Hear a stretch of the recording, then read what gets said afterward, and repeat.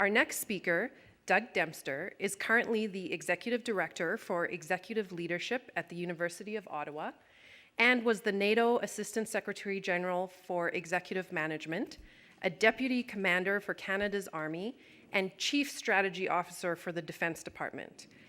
Please join me in welcoming Mr. Dempster, who is going to talk to us about building a collaborative response in the face of highly complex crisis situations.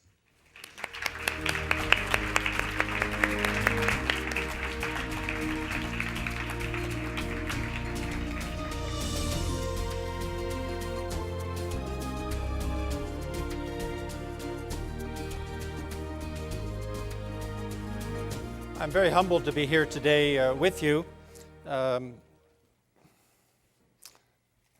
talk to you about things in the environmental community I know nothing about. You might be forgiven to think that on the 70th anniversary of D-Day and the 100th anniversary of the start of the First World War that a former soldier might talk to you about collaboration during conventional conflict. But I don't think that's useful today. And I think it's more useful to talk about what I call in the defense and security strategy area, transnational challenges or transnational threats. And need to get the slide on the screen. There we go.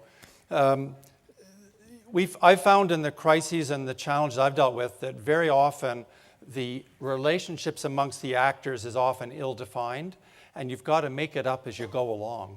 And that's kind of part of my story today.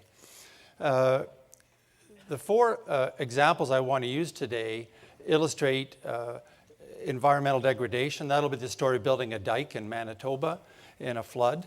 The second story deals with terrorism, a new problem of our century, and how did the government of Canada deal with that in the immediate days after the 9/11 attack, which you've all aware about. The third is a very short story.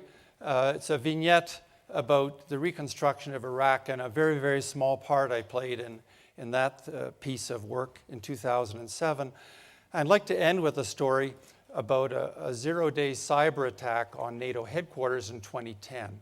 So again, here we're dealing with the new world of cyber hacking and this funny world we live in that isn't always that pleasant.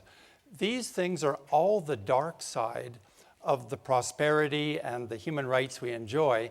And we as democratic countries, as citizens, have to deal with sometimes these dark sides. And the institutions that I work in have always tried to deal with these things in a progressive way. In terms of your curiosity today on this kind of different world that is not your normal world, might I suggest that you think about these kinds of questions?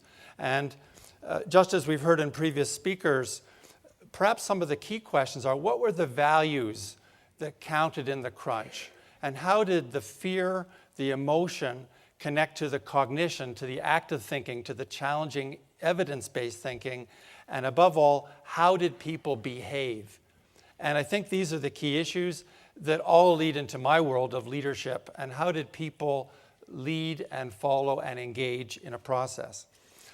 My first story, and for those of you who are Calgarians, need no introduction to the world of floods. Last year you went through it, and I'm sure if the emotive issues, you can understand the fear and the issue when a wall of water rushes at you. How many of you are Calgarians here? Yeah, okay, quite a few. It's interesting, my story is from 1997, and the Manitoba government had well-developed flood protocols. In 1950, it had a brutal flood that flooded out, and they built a big floodway, which at the time, in fact, I think it still is, it was the second largest earth-moving project in the history of the world after the Suez Canal to build the floodway around Winnipeg. And 1997 was already predicted to be a really bad year. A lot of snow, no melt during the year, and it was normal, and they're predicting about the 1979 flood level of activity. But then there was a blizzard, and on the 5th and 6th of April, 1997, 60 to 90 centimeters of snow fell across the entire Midwestern North America. And this extra 2 to 3 feet of snow was the tipping point. 4 days later, on the 10th of April, the Manitoba government requisitioned 3,000 military soldiers to come and lend a hand because it was going to be a bad one. And there was a process for this. We know to do it. There are protocols and all work very well. What happened, however, is as the flood developed, on the 21st of April, you can see on this map the blue below the border is where the snow had melted, and you can see fields. Where the red is where the snow lay on the ground. And what had happened was those yellow things are the clouds, and it was raining. And all the snow melted, and in Grand Forks, on the 21st of April, the water went over all the dikes, and Grand Forks drowned. The water eventually crested in Grand Forks, which is in a narrower valley, at 54 feet above the datum. That's like 7 or 8 stories above the datum, and Grand Forks drowned. On that date, the Alberta government, the Manitoba government declared a state of emergency and requisitioned another 5,000 soldiers to come and help. So it was in this time that my old regiment drove off from Kingston, Ontario, on a road rally to get to Manitoba as quickly as they could, and to set up signal communications because basically Manitoba Tel was being drowned as this went on. So basic things we take for granted started to become very difficult. This was a town 50 kilometers southwest of Winnipeg, a town called Rosenort, and you can see they'd kept the dikes up around the town, but basically you had, was in effect, a Red Sea. On this map, you can see the difference between the 79 flood and the 97 flood. And at this time, well, the floodway had a capacity of 60,000 cubic feet of water per second. It wasn't going to be enough. And the water was going to build up, and it was going to start to cause a problem. The specific story about the dike is shown on this beautiful diagram, which is highly professionally drawn. This is called a rich systems diagram in complexity theory these days. So it's but you can see from the town of Brunkild on the bottom left, some people started asking questions. What if the water, which is supposed to ground to the east of Winnipeg, overlapped the ground to the south and would spill over into the LaSalle River Valley and drown out the town, the city of Winnipeg, which at the time was 2/3 of a million people. And on the 21st of April, the scientists were looking at this and were predicting the water rise. The modeling was going on daily because the snow was melting and there was real-time modeling of all this. And on the morning of the 21st, the morning of the 22nd of April, the fellow said, it's going to go over and we're going to drown out Winnipeg. So there were plans drawn up to evacuate a town of 2/3 of a million people. That wasn't going to be easy or fast. So the question was, could we build a dike? Now, I don't know how long Noah had to build the ark, but we had, from the time on the morning of Tuesday morning, there were estimated 3 days to build a 26-kilometer dike that had to be at least 6 foot higher at the lowest point and up to 10 feet higher in other parts to stop the water from coming in. And this was a challenge, a real challenge. So the crystallizing moment occurred at the 7 p.m. meeting on the 23rd of April. And it was a military officer of the day, and it was they had all the contractors there, all the players, all the community being evacuated, 25,000 people evacuated so far. But the question that crystallized was, how many kilometers can you take? Now think of the trust in that question. If you're building a dike and you don't make your part, that's where the water is going to break through and breach and drown the city. So when you committed at that point to how many kilometers you could build with your technology, your trucks, your bulldozers, or whatever, you had to meet it. And there was only so many people and so many trucks, and there's only so many roads to get there. And by the way, the ground was still frozen, and you're digging out of gravel pits that are, it was a difficult challenge. So everybody committed to a certain number of kilometers here. And it was done. And it was done in 3 days. All kinds of people. Along the roadways, they used a company called Syntex had built a new bag, and we'd load tons and tons of gravel in these bags and position them as you see down the highways. In other cases, it was dump loads and loads of this clay and bulldoze it into place. And the bottom line is it all worked. So it was accomplished. There's some innovative solutions. By the way, on the 4 kilometers of dike that were the most vulnerable, we actually put old school buses and wrecked cars. So if they ever did breach, you could actually heal the breach faster and it would act as a windbreak, because the other issue is what's going to happen with the wind. If the wind blew from the south, the water would push the dike over. Luckily, in the day, the wind blew from the north. It delayed the cresting, and it didn't crest, in fact, until the 3rd of May. What were the lessons here for me? The collaborative mechanisms existed ahead of time. But when we called in all the construction companies, it was that moment, 7 p.m., when people had to commit. And in the crunch, leadership counted and innovation was allowed to play out. They had, for example, you had to survey the dike in real time. You wanted to make sure that there was no part that was too low. So we're using new techniques, and companies volunteered, and we were constantly surveying. When one part was falling behind, we put other resources and so forth and so forth. Of interest, the work went on 24 hours a day. So we brought in these 2 million candle power enormous flares in Griffin helicopters that flew all night to illuminate this dike place. So we turned night into day for the entire period. My next story is a personal story in a way. 9/11. And do you all know where you were in 9/11? Most of you do, if you were around those days. And the question you might ask is, was the government of Canada ready for this new fundamentalist challenge? And what went on behind the scenes? And the question was, where was I 6 days earlier? I was new into a job as the defense strategist at the time, and I was called to the Privy Council office, the Prime Minister of Canada's staff, and with me was the head of the RCMP, there were 4 from defense, the spies were there, the spooks from the different spook organizations, academic experts, and the question was, the exam question is, what is this new fundamentalistic terrorism stuff? What is going to happen? We had some small cases over the few years. We had the case of the Ahmad Rassam. Rassam had been trained in a faraway place called Afghanistan. We didn't know what was going on there at the time, but there were Al-Qaeda training camps. He had been trained. He was an Algerian masquerading in Montreal. He had driven to the West Coast, gotten a ferry in Victoria across to Washington State, and a customs guy thought it was a bit curious, asked him to open up his trunk, and he was full of explosive. He was going to blow up Los Angeles airport. And this was not good for Canada because the terrorist was coming from Canada, but it was indicative. And the question is, how vulnerable are we in Canada? How vulnerable is North America? What should we do about it? Now, there weren't many resources in place. Nobody had any money. The Solicitor General, everything was stretched. The police were, organized crime was the big thing on the police agenda, all kinds of issues. But we at least understood the issue.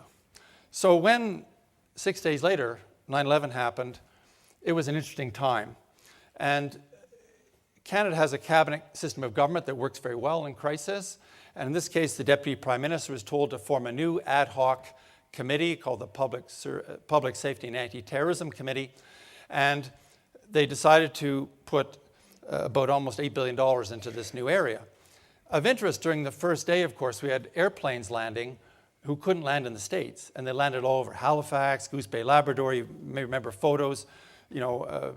And you might ask, how do we look after those people who land those airplanes? Well, Health Canada, during the Cold War period, operated 8 regional depots in case of a nuclear war. And in those, we had 200-bed hospitals in cold storage, ready to be warmed up in case of a big emergency. And we took blankets from them and had to whip them out by Hercules aircraft to the various airports so we could give people a blanket in the airport when all these people poured out of all these airplanes. So the initial part was simple, but then the question is, what do you do? You're in a crisis. You're in a chaos. And what I found in the first 30 days, I was the lead on the defense committee at the ADM level, and the challenge was changing mindsets in a crisis. And I speak back to the video a little bit we just saw. How do you open your mind? Ron St. John from the Health Canada Department said, we have a rule, it's called 24 yo-yo. I said, what's 24 yo-yo? He said, for the first 24 hours, you're on your own. And I scratched my head here and said, I've just seen the World Trade Center collapse. I said, I don't think in the US the federal government would want to wait. The Prime Minister won't want to wait 24 hours for you to react. What's holding you back? Well, we can't get there from here. Well, I said, the military's got transport aircraft. Call upon us. We'll get the stuff. We did it on the day. We moved blankets to Goose Bay. Transport Department said, we want to create submersibles to go look at the port floors in case the terrorist puts a bomb, a sea mine, and blows up ships in our seaways and in the ports. I said, we already have those in the Canadian Navy. Can't we share? One of the most interesting moments was I had people from Ontario, from the nuclear, the electrical people saying, we've got nuclear reactors. Can you please put some air defense around our nuclear reactors at Tobermory and in Darlington? And I said, excuse me, you know, Darlington is 5 minutes flight path from Toronto Airport, which is the biggest airport in this country. What is the probability of a false positive and taking down an airliner full of people? And I said, how do your nuclear reactors, we were sharing information. How do your nuclear reactors work? What happens if the pressure shell is breached? Oh, they say, it's automatic safety scram. The reactor will automatically turn off. It's positively kept on, and if there's any kind of breach, it automatically turns off. Oh, I said, oh yeah. I said, what kind of security do you have in your nuclear reactor against, you know, a box cutter, a guy with a box cutter? The nuclear reactor site in Tobermory didn't even have an armed guard. So you want to put air defense and shoot down airplanes, but you don't have an armed guard against even a simple threat. So we had some learning to do at the time, and we were naive in this country, and I think perhaps we still are in some ways. We had big discussions with the justice guys, and we're a country that believes in human rights.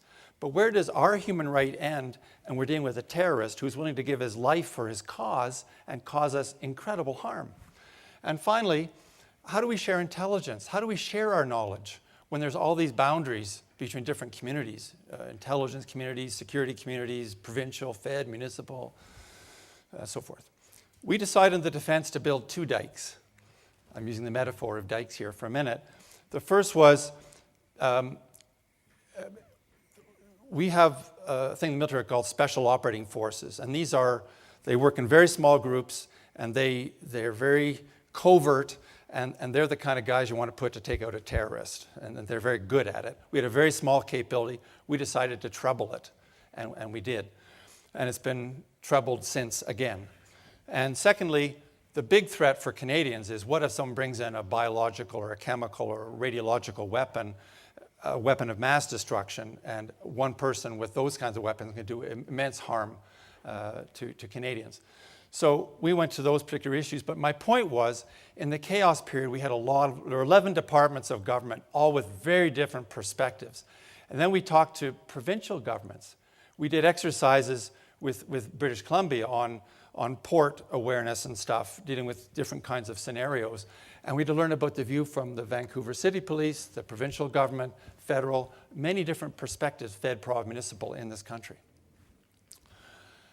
Some things went quickly in the first 3 months, some took longer, and the systemic things took longer. And I refer back to our speech this morning.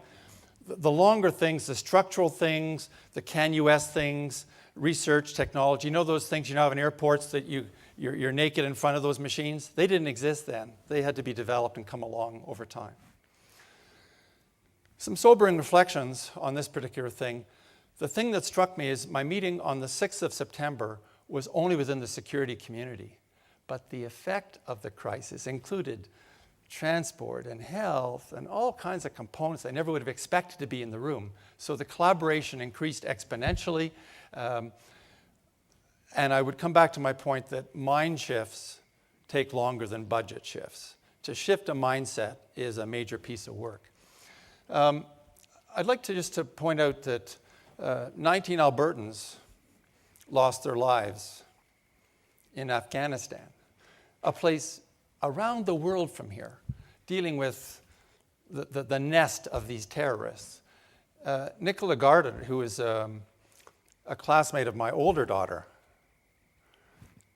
was killed by an IED.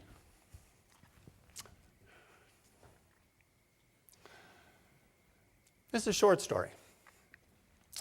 In 2007, I'm invited by a group that's working with the new Iraqi government. After Saddam Hussein was kicked out by armed force, a lot of the people that came into government to run the government had been in prison themselves or had been disenfranchised people. They were not part of the Ba'ath Party. They were all new people. And there were about 30 people from 6 government departments that are very central to the new administration that were asked to participate in a process of rebuilding the Iraqi government. And I was invited to go to one of these workshops where they were going to discuss what values should the Iraqi public service have in the post-Saddam world. Now, Saddam's method I was reflecting on the conductor's comments this morning about how do you deal with the recalcitrant musicians, and maybe it's an eyeball check. Well, Saddam Hussein was a much more simple solution. It was a bullet through the head. And nobody ever argued with Saddam Hussein. They couldn't have a discussion. They couldn't have a conversation because Saddam told you what you did and you did it or you died. It was a very simple method. So of this group, I thought carefully, what am I going to say? What can I, as a Canadian, bring to a group looking at their Iraqi public service values? And I decided to pitch for the quality of courage. And I think if you're dealing with tough times and you're making tough decisions, you've got to have the moral courage of your convictions. I was deeply humbled by this group of people I was working with who had to deal with physical courage issues. Their colleagues were being killed in Baghdad. The event that I was invited to was held in Amman, Jordan, because it was too unsafe to hold it in Baghdad. When they traveled from Baghdad to Amman and their flight was delayed for many hours, they elected to stay at the airport for almost 20 hours because it was safer to stay at the airport than to travel home and back to the airport again. So, to make a long story short, they decided, they used the New Zealand model, they used the British model, the Canadian, all these different models of modern public service, but they included courage as one of their 5 major values in the Iraqi public service. The man, it's not his picture, but I used the picture of a person. There was a fellow from the Kurdish administration on the course who was from the Minister of Public Works in the Kurdish sector, which was always a disaffected part of Iraq, and it had been beat up and it had been a nerve agent by Saddam Hussein. So this was a very disrupted part. It had oil, like Alberta, it had oil, and Kirkuk and Mosul up in the north are major oil sites today. And he went back, and I heard the story 5 months later, and I thought it's a wonderful story. But in Iraq of the day, there was a lot of self-interest. There was cronyism, there was corruption, and there was a contract out to put in a new water system for one of the cities.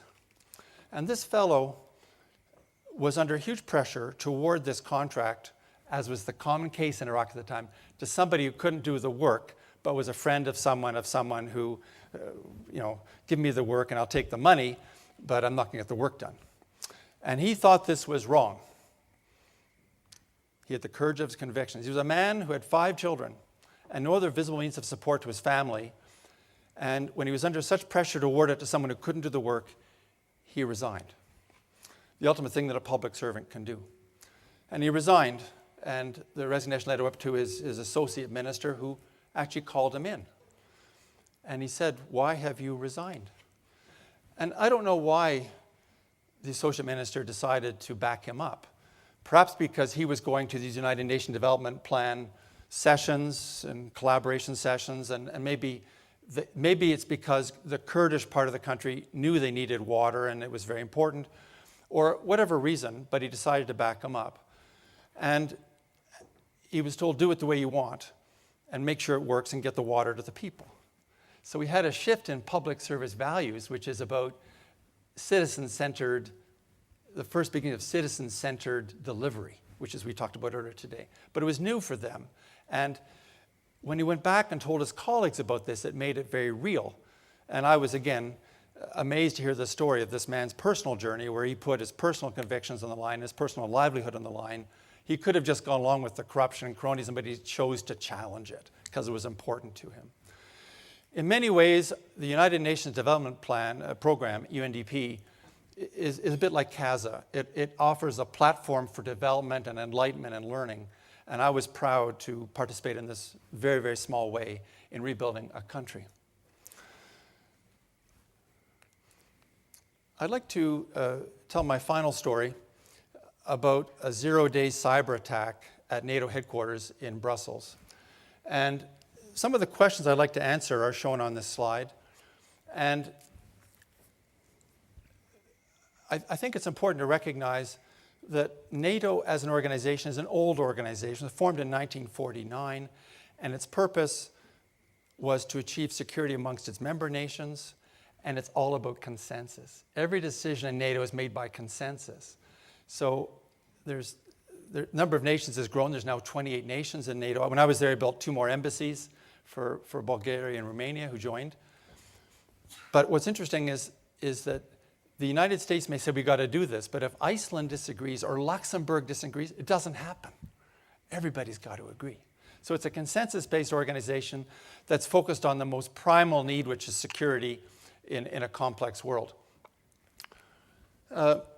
Currently, there are about 20 member states and another 35 partners. So 1/3 of the planet's nations are members, and they collectively control 2/3 of the armed forces and military power in the world. And they're on every continent. Although it's called North Atlantic, there's Pacific nations, there's a South American nation, there's African nations that are involved with the work. And it's all about crisis and management and political consultation. And they have summits at presidential prime minister level, they've got summits at ministerial level, and 300 operating committees, which I know in this, you know what that means, there's 300 operating committees on many, many different topics.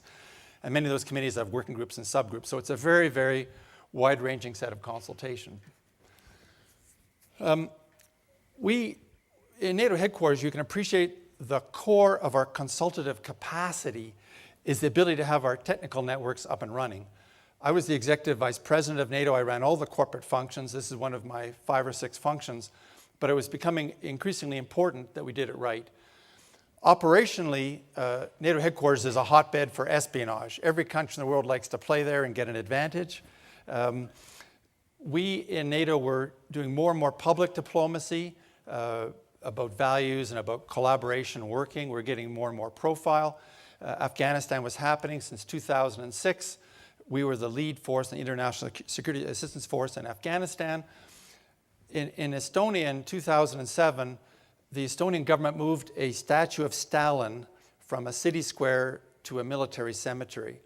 And the Russian government decided to attack Estonia, every Estonian institution, with a denial of service attack to shut down the Estonian government, its banks, its emergency response departments. And it was the first global cyber war between a big, big country that has lots of capability. And there wasn't a shot fired in this war. It was purely on cyber. The Estonians, though, had put their entire government online, and they were very good, and they fought it through, and they managed to survive this. A year later, Russia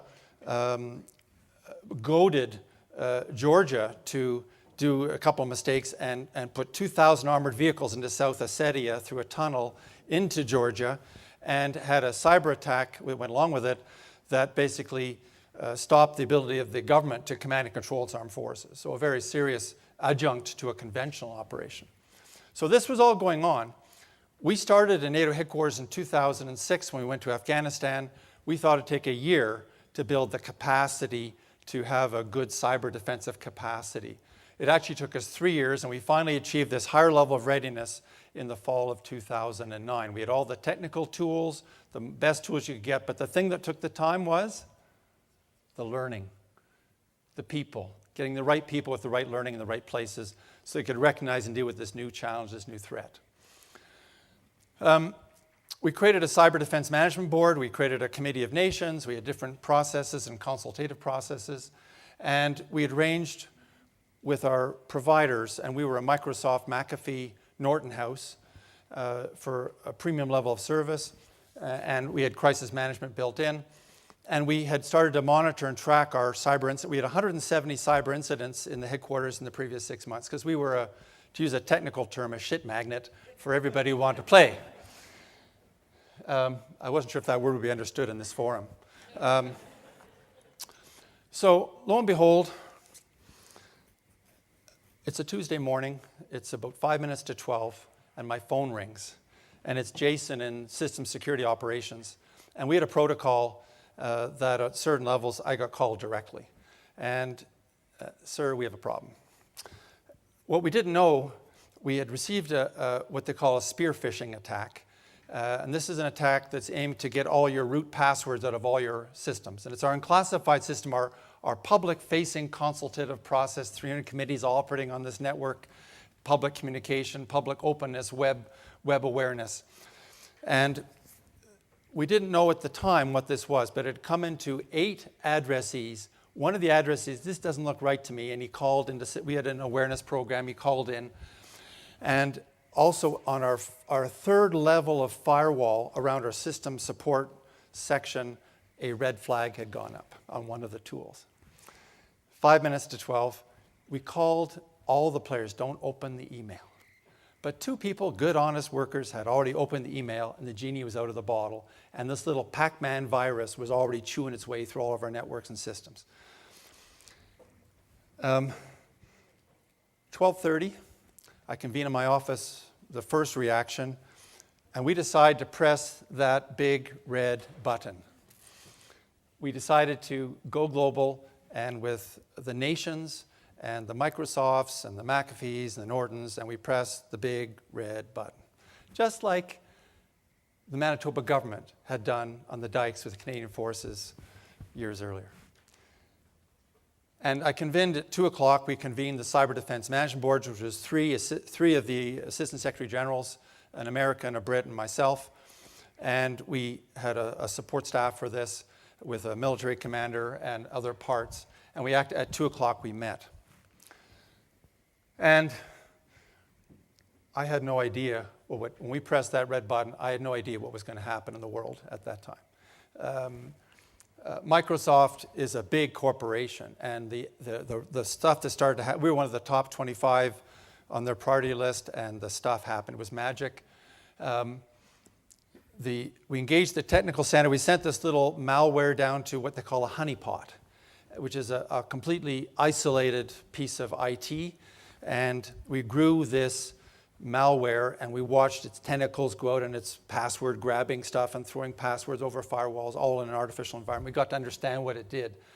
It had a huge payload, to use a technical term, never before been seen. And we discovered, as we did our homework, that this had been launched by a very sophisticated state actor. This wasn't a local hacker in his backyard. This was a state actor, and it wasn't Russia.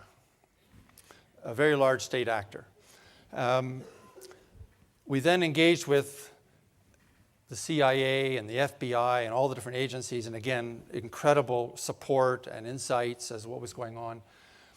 But the key decision we made at the 2 o'clock meeting of that CDMB was to go public. And it's back to transparency and trust. And in many of these cyber attacks, organizations are ashamed. Geez, they feel they're dirty because they've been attacked and they've been victimized. They don't want to tell anybody. They feel it's going to ruin their reputation. And we're a security organization. We can't defend ourselves. How can we tell the nations we're their security provider? But we make the decision to tell the world. And so the next day at the North Atlantic Council, the Secretary General, I'm sitting in the back row under any other business on Wednesday afternoon. The Secretary General makes an 8-paragraph statement about we've been cyber attacked, what we're doing about it. This is a global scourge. We need to be aware of this. It follows on from Estonia and Georgia in the future, and it needs to be dealt with. What I thought was fascinating and liberating about this is that in the last 4 or 5 years, many, many people are talking about cyber defense and cyber security, and it's much more in our common lingo. In the 00s, many corporations have been completely hacked and gutted of their intellectual property, but they were too shy to fess up. So this was an important piece. When we stood up as a global security organization and said, we've been attacked, we're dealing with it, we're cleansing. The cleansing took 5-6 months. We had to build little moats and firewalls around every computer ultimately, and then clear them one at a time and check it all out. It was a very systemic process. McAfee, a week after this, issued 4 global patches for its security software based upon this one piece of malware. Microsoft closed the vulnerability gap that allowed this spear phishing attack to go in. So this was big stuff on a global stage. From my view, just as clean air and clean water and good democracy and citizenship are all important, I have to tell you that in the world we live today, our cybersecurity is at risk. Each one of us plays a role. It's a bit like the old story of the bear chasing you and the two people talking, I just got to run faster than you. Frankly, we're all at risk. And in the cyber world, where the cyber attack goes is to the weakest link. And if they get the weakest link and they compromise someone, and then they can get at you eventually. So this is a global scourge of enormous biblical proportions that is yet to be solved. And I submit to you, the only way it's going to be solved is by collaboration on a global basis. So I've given you 4 little case studies, and I've got about just a moment left to summarize before we take questions. But I would say it's about the boundary conditions. Yes, it's about integrative and creative thinking. And I would say it's important to meet your collaborators before you engage in the chaos. Meeting them in the chaos is a little late. I've lived that in the case of terrorism. It's too late. You got to meet them earlier. The earlier you meet your collaborators, be it in an association or industry group like you do, the better you're going to be in the long term. And finally, you need constructive leadership. And this is my word for the kind of leadership you need. It's constructive. How do you find solutions, imperfect as they may be, for the situation you face together? With that, I open up the floor for any questions or comments or insights you may have, and I've enjoyed talking to you today. Thank you.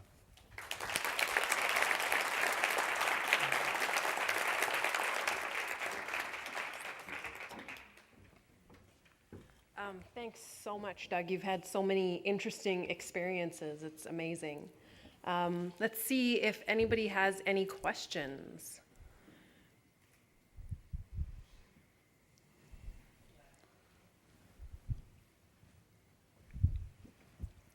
Thank you. I'm just curious, did the buses get removed afterwards, or is the dam still there?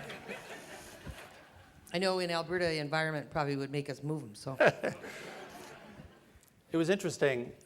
After that incident in 1997, the Manitoba government decided to increase the size of its floodway, of its spillway, from 60,000 cubic feet a second to 140,000 feet per second, which was a 1 in 700-year event.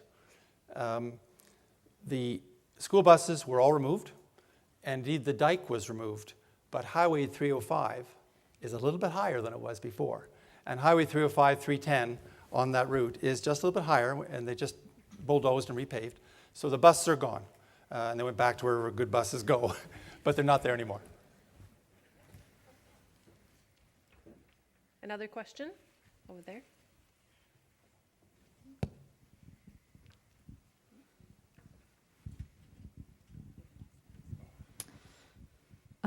I think of climate change as a threat on a global scale, and yet we seem to not be able to muster the collaboration at the massive scale that's needed to deal with it.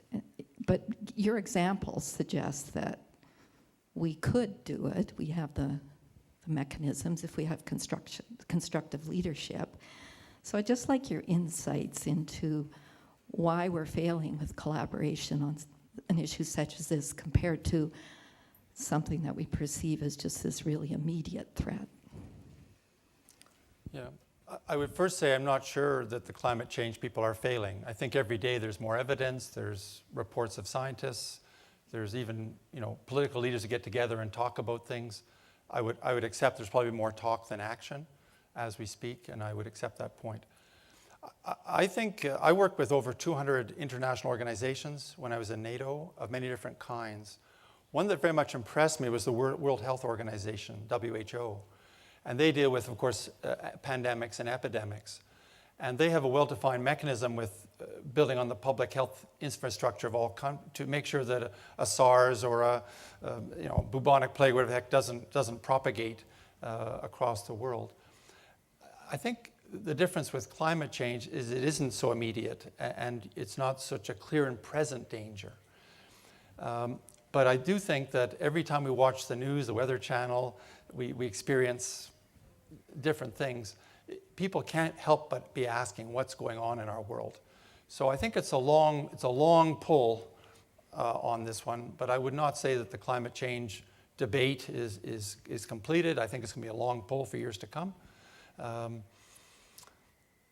But it's not such a clear and present danger. And I think the institutional mechanisms, while there's scientists who talk about it, I haven't seen an international organization as such dedicated purely to dealing with the effects of climate change.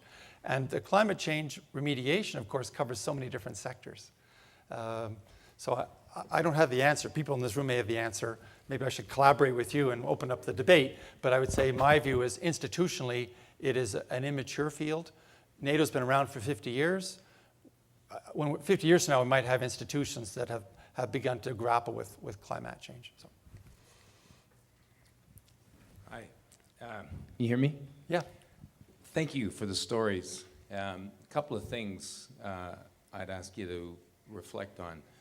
One of the common things in the stories is the role of crisis in precipitating action. And I think as all of the people in the room are involved in collaboration one way or another. And we often struggle with the notion of do we try to act to facilitate collaboration or engage in collaboration now, or do we wait for more pressure to galvanize the action?